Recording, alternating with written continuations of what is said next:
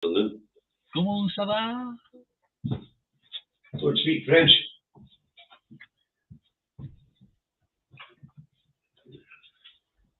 Right, let's see if this is up. Le char de la petite déjeuner, s'il vous plaît.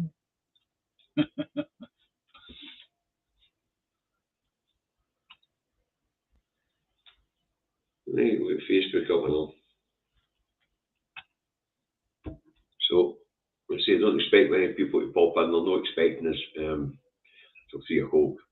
I know. It's all right. They'll do, though. They'll go, oh, right, okay. They will, aye. So anyway, how's your weekend been so far? There we go. There's Facebook firing up, and I've got Karen Douglas, Alex Russell, Robert's there, Robert Bruce, Max McLaughlin, Paul Fulton. Hi guys. Starting to pop up on what good deal? Starting to pop up on YouTube as well now. Sorry guys, this is my fault that we're going a wee bit earlier. It's just that we do this thing. We do a Thursday and we do a Sunday. The Sunday's just a chat. Sometimes we turn it into something more. But today I did want to get the family out for it's the first time I've felt healthy enough to go out for a meal. So I want to take the family down to Kilpatrick for a meal. So hi Nancy, hi Elizabeth, hi Sheila, hi Luke, hi Bob, hi Helen, hi Christina. John the Pan driving legend, star driving god. Ali. I love that. Something 1990 is up. Piper 1990. James Stevens. Paul. Oh, millions. Let's get this underway. Anyway, today's topics, we're going to start and see where we go, but we're going to talk about Tory grandees and the love affair for the Labour Party. Yes. Wow. I was very, very, very not surprised really, but when Ken Clark handed in his blooming jotters or resigned from the Conservative Party and declared his undying love for Keir Starmer. In other words, he backed Keir Starmer for being the next Prime Minister. So. If you're a traditional Tory, David, if you're a traditional Tory, Starmer is a guy that stands for you. You know, if you look at the ERG and the party that we have in power at the moment, they're no Tory, they're UKIP, or even a wee bit further to the right. Fascists. That's what they are. They should rename themselves as the Fascist Party, of Great Britain, something like that. Try something more along the lines of imperialists. No. These buggers actually do believe they were born to rule. Yeah. And they were educated that way with their posh schools. Yeah. In fact, it's interesting. We were talking about this, and there was outrage in the paper about this. I was talking about it on my show. Here in Scotland, we now have more people with deprived backgrounds getting places in the top universities. And apparently the middle class and the rich are kicking up an F because their kids can't come out of their posh schools and get the courses they want in Scotland's top universities. So that was ours to keep. We always got the top spots. That's right. They're entrenched power and privilege, you know. But Starmer represents that. He's not any different from a traditional Tory. But it's not just Starmer. It's Angela Rayner is being talked about by people like George Osborne, who was the ex-Tory Prime Minister who ran alongside David Cameron. He was Chancellor, David, no Prime Minister. Chancellor, alongside David Cameron. And he has come out saying that Angela Rayner's remarks on economics and all the rest of it are very sensible. So there you are, there's another. Yeah, but remember, the Labour Party are now what used to be traditional Tories, Conservatives. Yeah, so Osborne's a traditional Conservative, Ken Clark's a traditional Conservative. Right now, if I was the leader of the Labour Party, I'd be feeling bloody insulted. I would be rocked to my very tips of my shoes to think that I'm being backed by Tory grandees.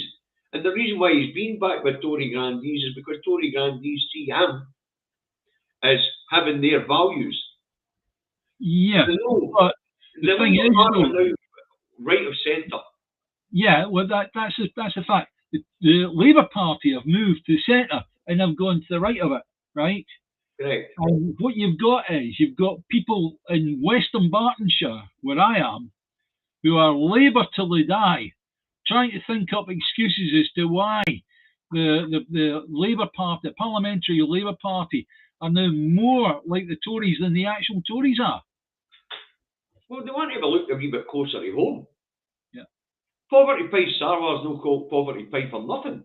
He's called Poverty Pie because he's a traditional Tory and he doesn't want to pay his workers a fair wage, a living wage. And because there's an illegal requirement to do it, he's not doing it. The reason Sarwar is part of the Labour Party and got into the Labour Party and all the rest of it was because it allowed him to get into an elected state where he could wield some kind of power. He's pointless. He's pointless. And we know he's pointless from what he said. We were talking about how traditional Labour Party voters here in Scotland should view the Labour Party. Yes. And what they have to remember is that Sarwar is a champagne capitalist. He's not a champagne socialist. No. He's a capitalist. He won't pay his workers a living wage. Yeah. He stands on picket lines, well, no backing the pickets at all. The people who run the picket lines. Demand the better wages for the public sector but won't pay his own people. He's not a Labour man at all. He is a fine example of Labour being centrist to right of centre. Does anybody remember what happened? For excuses for what's going on down in England. Does anybody remember what happened when Sarwar's dad left the UK and went back to Pakistan? Yes. And then what happened? Then what happened after that was that Sarwar left the UK and went to spend time with his dad, right? And he was supposed to be offered a job in the Pakistan government, right?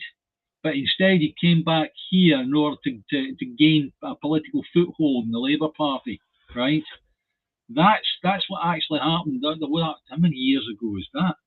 Was that just after the referendum? Can't remember. No, but maybe others will remember that clearly about Sarwar. Sarwar was always an interesting character. Yeah. You know, but when you look at the dearth of talent in Labour in Scotland, the Red Tories, I mean, there is nothing there. I mean, look at the front bench, Christ. You know, one brain said Sel Bailey is the health minister, for Christ's sake. It's funny to think that lady used to teach our children. Well, as far as I'm concerned, Bailey is not. David, let's throw this back on the focus, right?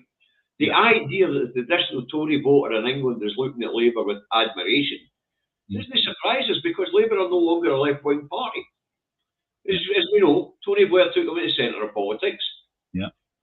Jeremy Corbyn tried to take him back to the left of centre, and he was destroyed by the state. Mm-hmm. And let's get this clear: he was destroyed by the state. We've all seen the Labour files, and the state placed Starmer in his place. He's a Tory place or a state's placement at the head of a political party. Yeah, yeah. And Starmer's there to protect the status quo. So therefore, what say, not you, but what say everybody here, as in the case of Labour going to be the replacement for the Tories? Do we think that the Labour are going to be any better or any worse for the country? One brain cell Bailey wanted to close the bill even possible. That's very true, John. No, but the first thing she did was she started off complaining that SNP were going to close the Vale Leaving Hospital. I remember that. But as I say, there's a dearth of talent in the Labour Party here, and the idea that traditional Tory voters doing that road are looking at Labour with admiration is not of no surprise, because we can look at the history of the Labour Party since Margaret Thatcher's greatest project came to fruition, Tony Blair. Yeah. Tony moved them to the centre. Jeremy Corbyn tried to move him back, he was destroyed. Starmer's taking them even further to the right, half the centre, because Starmer is a Tory to his toes. Yes. You know, it'll be interesting to see what sort of opposition they put up to things like the EU reform bill, or a EU law reform bill, or or what opposition they put up to this new strike, this new clampdown on unions through the minimum service bill. It'll be interesting to see, because so far Starmer has been a Tory waver, a Tory fanboy. Yeah. That's why he's where he is. He's a wannabe. Yeah. And he wants to be one of them. Difference between Blair and Starmer is that Blair didn't talk about anything right wing or centrist or whatever prior to getting into number 10. Starmer is now coming out with things like "I've kissed a Tory" and all that sort of shite, right? Okay. The question I would want to ask is I can see the people that generally come on here, and I know most of them in terms of what their likes and dislikes are. But what I'd like to know is if there's any watchers out there, people just watching that do normally vote Labour. I want to know what you say about this. Whether you are proud that Keir Starmer is becoming more Tory than the Tories are. Let's take a wee pause and look at Starmer, and look at his stance on Brexit. Look at his stance on immigration. Look at his stance on the strikes. Right? He knee way back into the single market, things like that. You can't put a cigarette paper between them. You've heard me say this many times. Yeah. But when you get right down and you look at the Labour policy, and then with that this absolutely disgraceful speech film the other week there about no getting a chequebook out and no beefing up public services and having to stick to austerity. Yeah. Only borrowing for investment. Yeah. You know, Starmer isn't going to be any different, but we've already spoke about this as well. The minute he gets in, the Treasury report hits his desk, whatever bullshit he's spouted, he knows. That's why he rolled back on that last speech. Yeah. Because he knows that, in fact, the way I see it is we're going through a transition period for one Tory government to another Tory government right now. Yeah. But the thing is, though, is the Labour Party, are they going to serve a full term, or do you reckon they'll get punted before that? No, they'll probably wait 4 or 5 years while they take the blame for all the mess the Tories made, because I can see the Tories calling an early election, even if it's just to thwart the Scottish Parliament, the Scottish people for using it. The one thing that's stopping them from doing it now is they're worried about the Scottish people using it as a plebiscite election. What we do know is that the Supreme Court says there is power in the ballot box, even though they said we can only have a referendum with their permission. What they have recognised is there's power in the ballot box. But I mean, if we look at, I want to widen this out a wee bit when it comes to Labour. If we look at where Labour and the Tory party went, driven mainly by Tony Blair, by the way, was to turn this place into an American-style democracy. And then the ERG and the Tory party are taking that one step further, and the completion of a rewriting everybody's rights and a corporate takeover sort of thing. As I say, the EU reform bill, it's all about doing away with things like consumer rights, doing away with employment rights. Now, when you take these two factors alone, never mind deregulating the environment, we'll get to that in a minute, but if you take these two factors alone, employment rights and consumer rights, employment rights, there goes paternity, sick, the whole holiday pipe, the whole lot, and the working time directive, all out the window.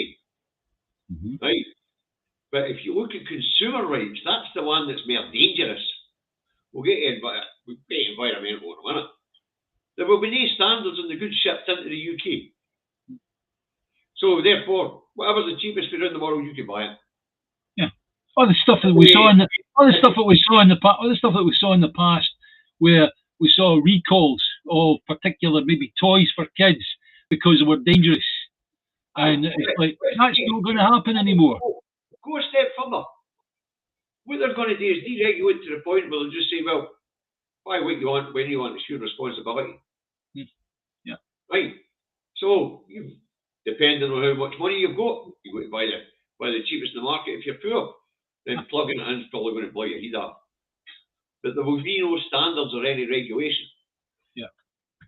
And there will be no consumer protections, meaning there'll be no comeback if Mrs. McGumper buys a toaster, plugs it in and blows her head off.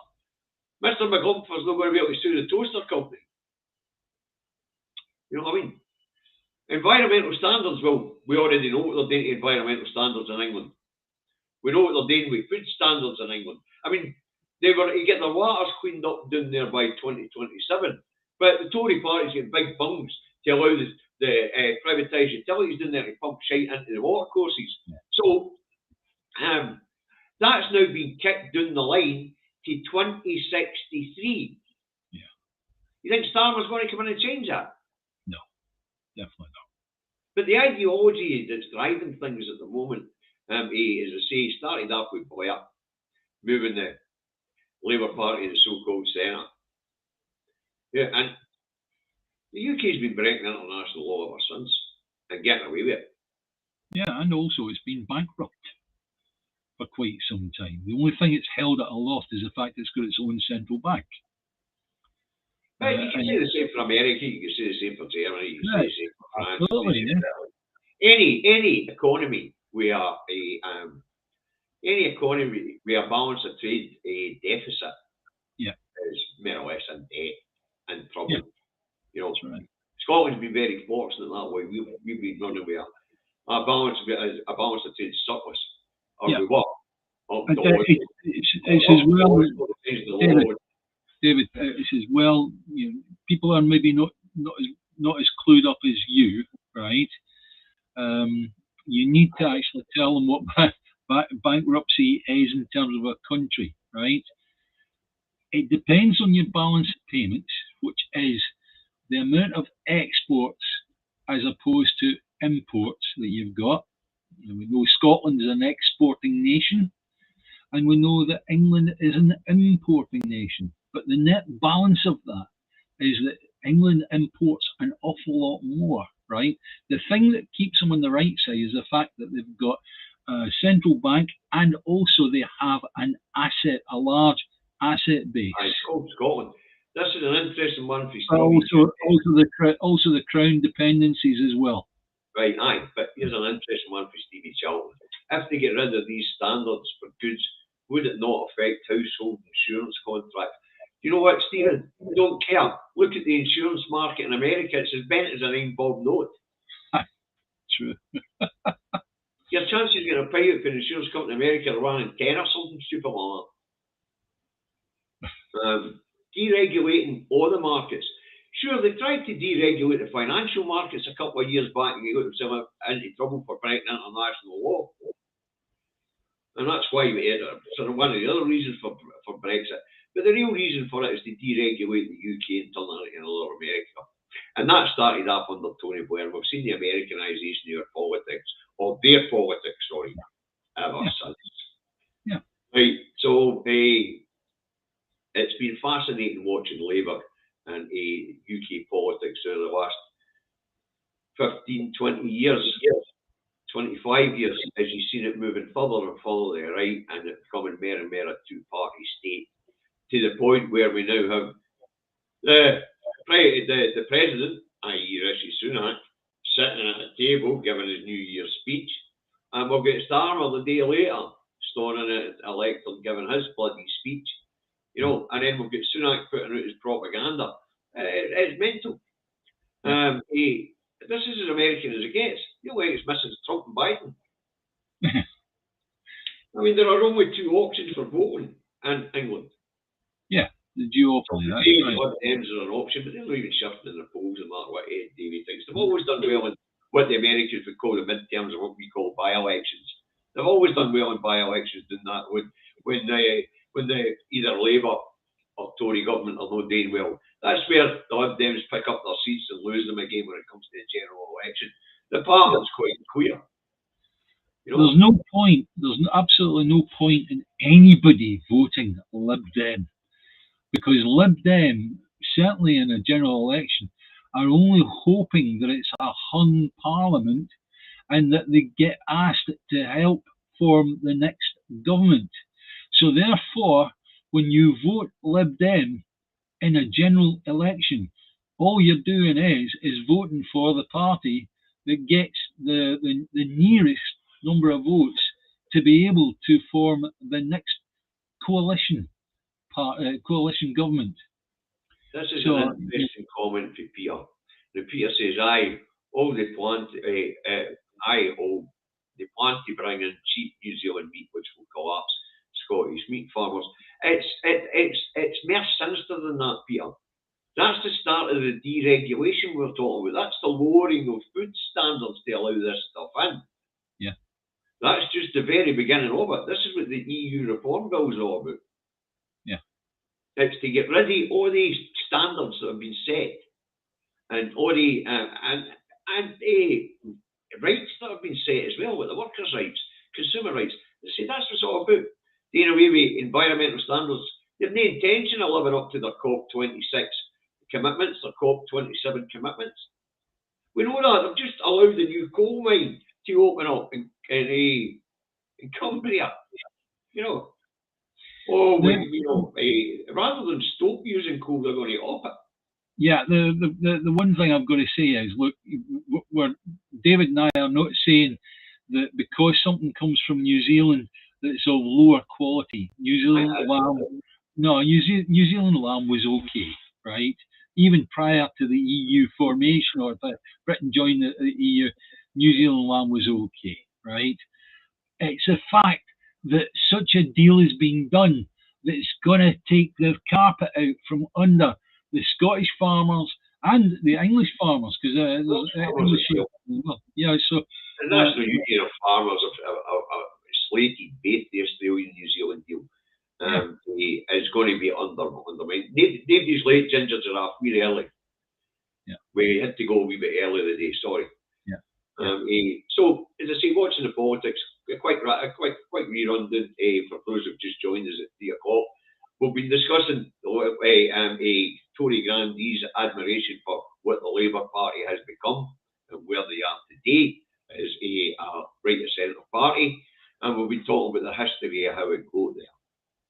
For Tony Blair up to now, and the ultimate aim of Brexit, of course, is deregulation. And what do you think Labour will do about the trade deals that have been done, that are in fact worse than what we had with the EU? Nothing.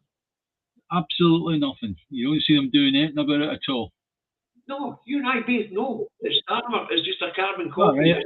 I'm playing devil's advocate, David. All right, that's. I'm not playing devil's advocate, but can I lie to you? We've been watching the speeches over the last the last month. Starting out with his big promises, and then 2 weeks ago at New Year, on his New Year's first address, rolling back on it by saying he wouldn't get a chequebook out. Yeah. You know what I mean? Yeah. We're in the middle of a transition here from one Tory party to the next Tory party. One's just no as far to the right as the other one. And that's what we're talking about, people. We're talking about the history of it. To the trade deals and the quality of food. Back in the 70s, I don't know whether New Zealanders were using hormones in their beasties. I remember buying New Zealand lamb for Sunday dinner. Yeah, I don't think the New Zealanders are into that. I think the hormone injections take place a lot in America. And the chicken is washed in chlorine before it gets packaged. Well, it gets washed in chlorine, but then it gets washed in water. So it's not as bad as the newsprint maybe pushing it, right? However, still in all, it is not a route that I want to see us going down, because we have producers of chicken, we have producers of lamb, we have producers of beef, and in actual fact, it's those that we should be supporting. That's a basic feeling of government, David. Everybody's heard me talking about this food security. Yeah. You should be growing and producing enough food to feed your population. The only thing you should be importing is exotic foods that your population like. Yeah. Whereas we're importing basics. And that's a failure of food security. And you can lay that at the door of other parties. Yeah. And of course, and for us that are old enough, you know, even after rationing had ended, there was very few products that on our shelves that weren't produced here in the UK. Mm-hmm. You know, things like bananas and pineapples and oranges, like for seasonal. You know, you only go to them at certain times of year, as you and I are old enough to be aware of. Right, yeah. You know? But even down to. But it's been a basic failure of food security since that period. Yeah. You know?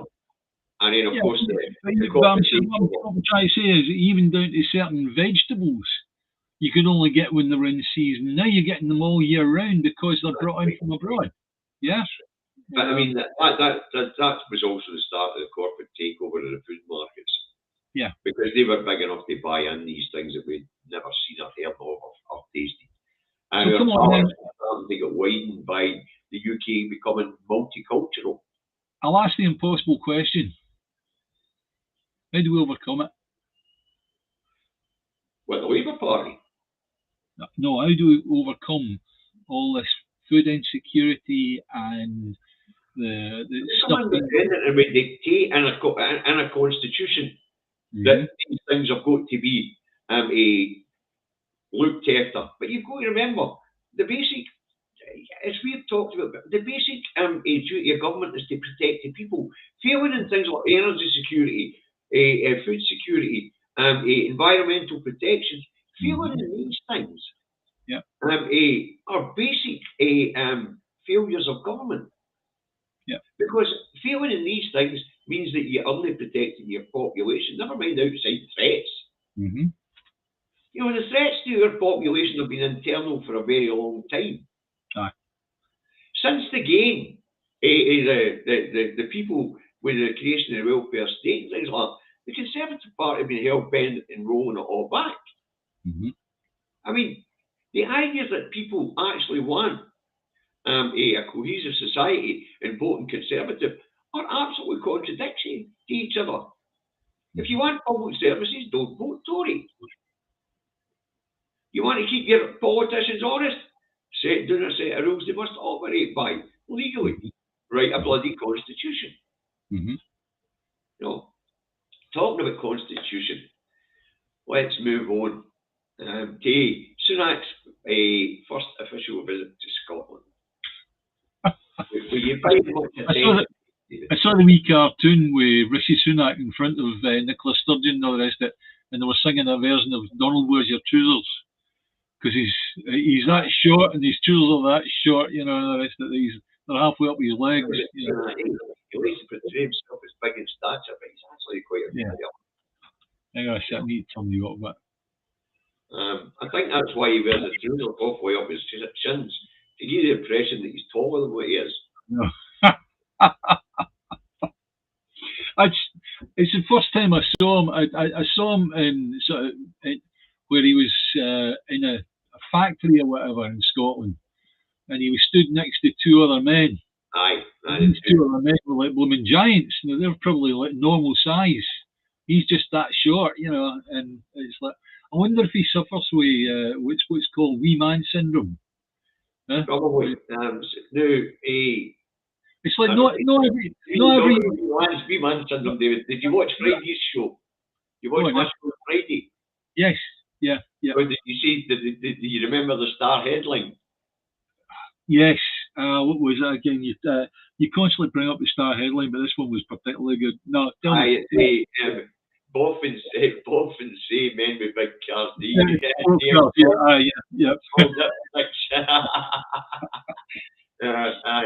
Anyway, let's get to the substance of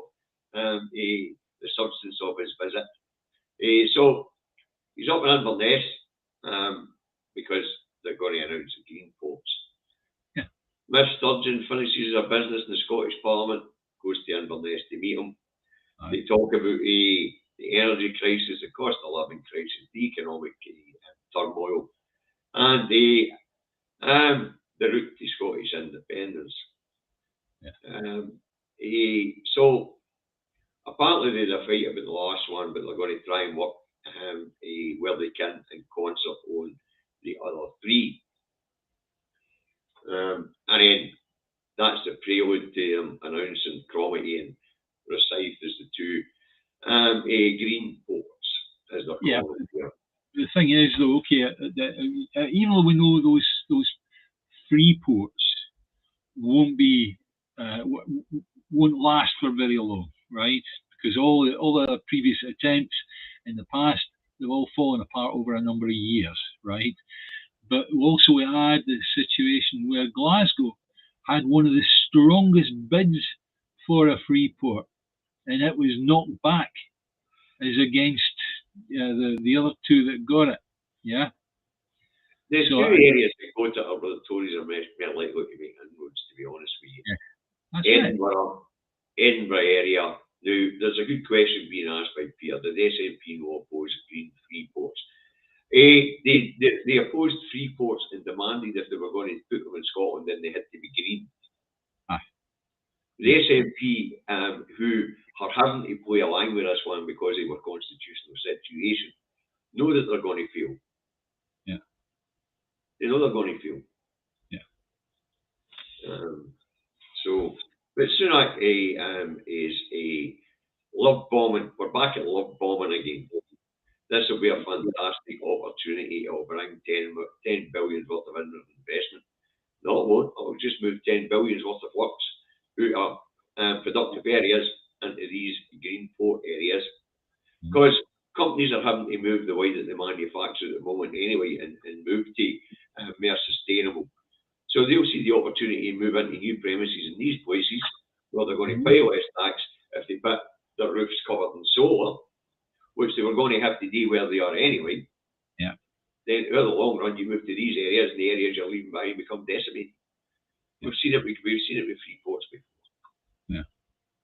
So the only example I've said in the past, the only example I've got of that is a place where I lived, and I lived in a place called Yarm, and it wasn't far from Teesside Airport, and Teesside Airport was a free port, was set up as a free port, and it literally fell to bits. Every time you went into the place, it was boarded up. More and more places boarded up. As you know, I'm known for a rant, and I go off and things, right? But we'll get Davy. This is going to sound daft coming from me, right? That's going to Davy Keane. Hi, Davy. Anyway, do you think we should cooperate with anything England wants us to do, sort of thing? They're just laughing.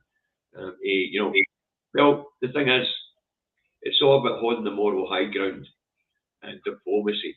And I know that sounded mental coming from me, because you've all seen me go on the rant. But as David will tell you, during the last independence debate, I was probably one of the most moderate out there, the most level-headed. That's probably why I'm more angry today than what I was then.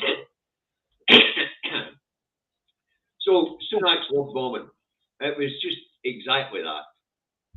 He was up here to try and tell us the benefits of the union, and the only thing he could come up with was come up here to announce the green ports rather than doing it from down south.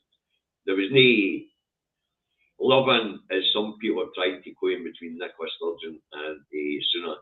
Our statement afterwards made that clear. In areas we can work in, we will end it off. That's a statement. She openly states that she detests the Tories. The Tory. And the most uber Tory you can get, obviously, will be the Prime Minister. So that was not a candlelit dinner bathed in love, I can assure you, That brings us on to the headlines since Sunak's visit about Nicola going to roll back on the idea of using the next election as a plebiscite election, rather than with her saying she's going to do, or proposing, is that she goes to the people for another mandate and uses that political pressure. But as we already know, and as Angus Bennett we knew, is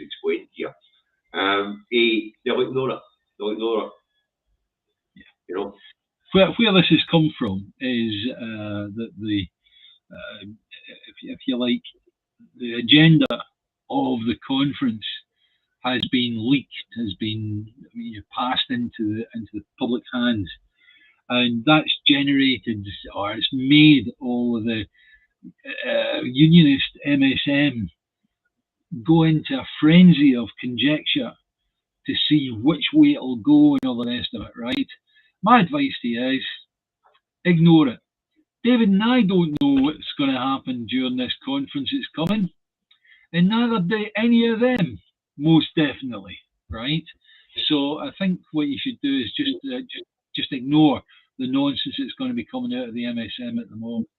Well, talking nonsense with the MSM at the moment, we'll get Bruce saying that the National newspaper has just posted their think they're cancelling the frigates. Project B is underway.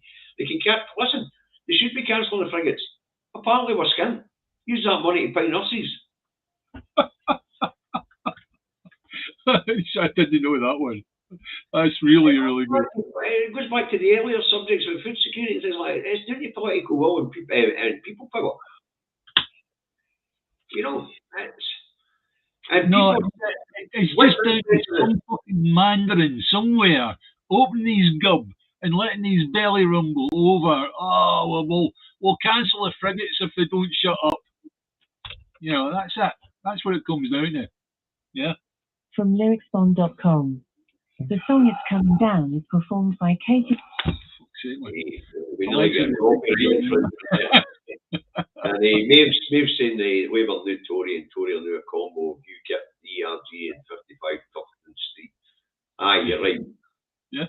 That Led by Donkeys, if you haven't seen it, the one where it's the 55 Tufton Street, and they put the banner up saying the British economy died on this date. I forget the date they put up on it, right? And it happened here. It's excellent, beautifully put together. So I do recommend go and look at the Led by Donkeys website and see that video about 55 Tufton Street. That's brilliant. That's where all your little your think tanks are and all the rest of it, right? And all the ideas that come out about, let's have a bit. We'll have a bedroom tax. There's people sat there without people sleeping in bedrooms.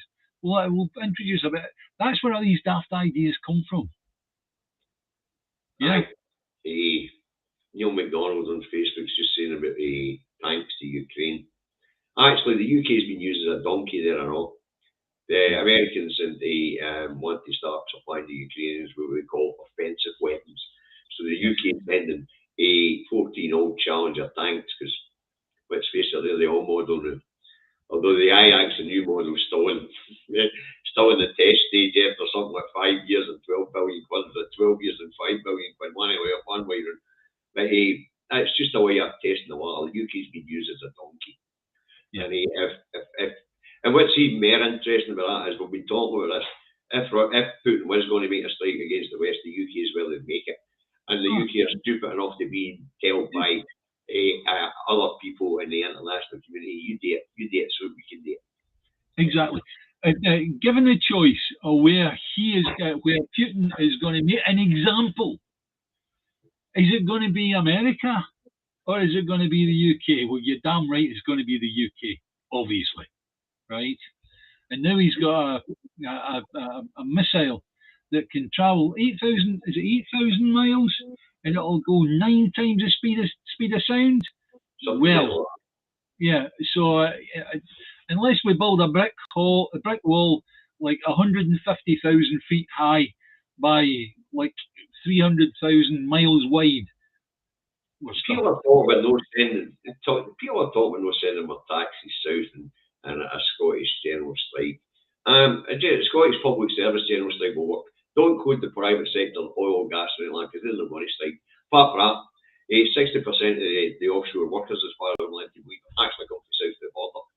And if the Scottish oil and gas workers went and strike, they'd just bring in more crews to south of the border. Something like that. Right. Or they go to people like Oil and Gas UK and hire them into the international community. Yeah, it's the most important thing is in industries like that, it's all about what they call key workers, right? If you cannot, if you are the one single man in the world that knows how to throw the switch that lights up every bulb in the world, right? Then you're pretty special. You are a key worker. That's an example of a key worker. There are many key workers in the oil and gas industry. Yeah. So they can easily fill these specialist jobs on practically every platform that's going. So the oil companies have got it well sorted because they can just throw money at the situation and go, oh, we need a man to do this, right? Well, there's 250,000 a year to do it, or maybe more. There you are, and they'll get the guy to do it, all right, or woman to do it. No, you're doing a bit right there. The coffee houses didn't lend money to the Bank of England. They lent money to the Treasury, but that's going back to ancient banking stuff. And they run about 1067 in England, and that's a long story for another day. I'll maybe do a Jack and Ori one day and tell the story of the spider's web. We'll go through the. I want to say hello to Jules Merrill. He's watching this for America. An old friend of mine went to school together. So hi, Jules. So we've got all this speculation about what's going to happen in the SMP conference, and Project Fear is now in real swing. So it means that political pressure here in Scotland is having an impact in Finland. It is having an impact in Westminster when we see the BBC and the MSM in Scotland move into what we call a war-footing propaganda mode. Yeah. You know, it's pretty frightening actually. To see them moving into, but we've seen them do it before. We've seen them do it last time. This time, their war foot and propaganda really isn't biting here in Scotland. Like the video that was put out the other day last week about the importance of Scotland remaining in the UK because of the Greenland, Iceland, UK gap, as we call it, in the defences in the North Atlantic. Whereas we already know they've actually moved that line up. NATO moved that line up 10 years ago to bypass the UK altogether. Yeah, so well, it's Greenland, Iceland, the Faroes. No, but that was Scandinavia. That was force majeure because of climate change. There was far more routes opening up in you didn't just have the Northwest Passage. The reason why they abandoned the UK, the Greenland, Iceland, or the UK gap 10 years ago was because of the threat of Scottish independence. So they actually redrew the line, and they moved their defences further up. Yeah, but really, since the 1960s and nuclear submarines, right? I remember reading a story of the first nuclear submarine that spent 3 months under the Arctic, actually underneath the Arctic, right? And it just stayed there, and they can live there for 3 months in that state. Okay, it's like being in the International Space Station. It doesn't go anywhere, right? So and it was just to prove a point. So if they can do that, if they can go underneath the Arctic, it's never been an issue anyway. It's only from getting surface ships through. And the fact of the global warming has opened up many more routes on the Northwest Passage. Prior to that particular incident you're talking about, I remember it myself. I remember a documentary on it. I don't remember the actual incidents myself, But and I remember the Northwest Passage is starting to open, and global warming was starting to come into all our consciences, and that was 30 odd years ago. At that time, it was the hole in the ozone, David. Yeah. You remember, right? We did away with CFCs and were domestic equipment and things like that because of the damage it was done to the ozone. Yeah. So, but back in the past, back in the 60s, if you look back, there was times when Northwest Passage wasn't accessible, right? And then what was happening was over years it was opening, and then it was closed, and it opened and closed, and now it's more open than closed. So therefore, and plus the fact there's other routes through it, there's other routes along the coastline, things like that they can get by, right? So it's a situation that's going to become more and more important, is that guarding of those areas and having an electronic net right across there to discover what vehicles are passing through that, whether they be Russian or whether they be Turkish or whether they be this or that, you know. And as we all know, it's all I mean, the big fear is the communication cables that the Russians can get, the communication cables across the North Atlantic. Yeah. So, there we go. I think we've pushed the boat out in almost a lot of tough weeks today, especially the Labour Party and how we go here.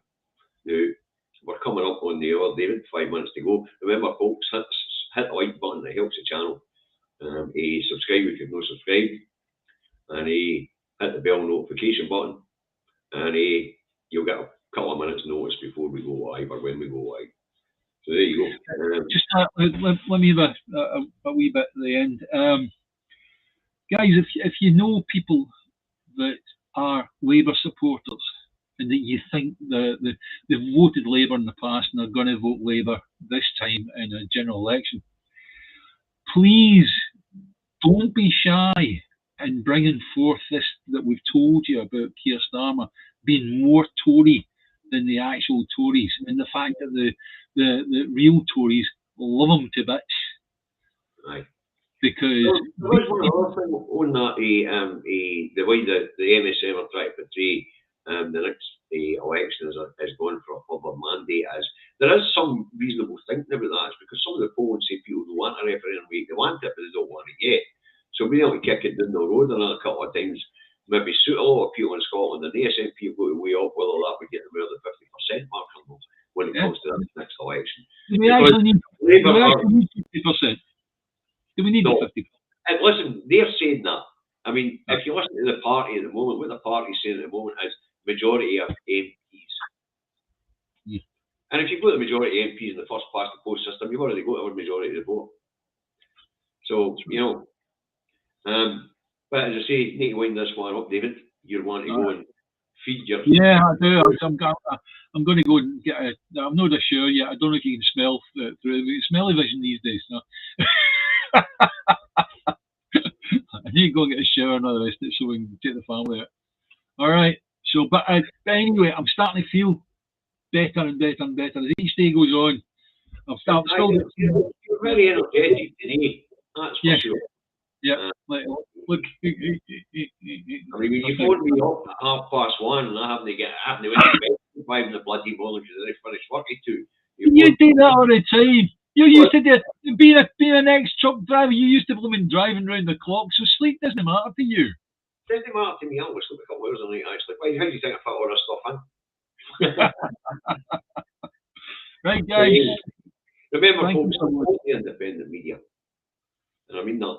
And if you like what David and I do, share it across your social media platforms. And he smash the like button, it helps us. And that's a bit all I've got to say, David. What you got to say? Bye-bye, David. Bye, David. Bye, people.